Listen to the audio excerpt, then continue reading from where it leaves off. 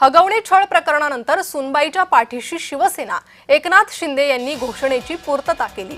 शिवसेनेचा सुनबाई संरक्षण विभाग सक्रिय झालेला आहे।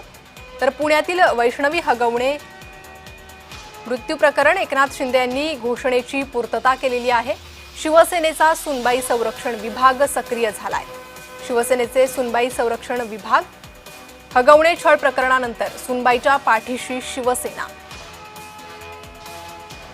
एकनाथ शिंदे यांनी घोषणेची पूर्तता केलेली आहे। शिवसेनेचा सुनबाई संरक्षण विभाग सक्रिय झालेला आहे।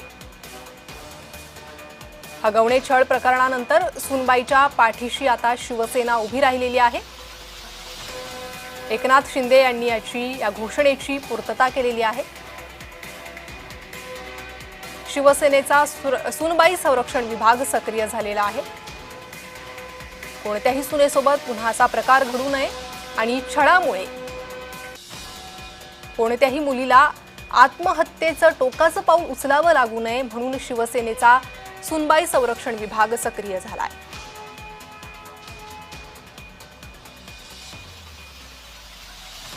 वैष्णवी हगवणे प्रकरणानंतर सुनबाईच्या पाठीशी आता शिवसेना उभी राहिली आहे।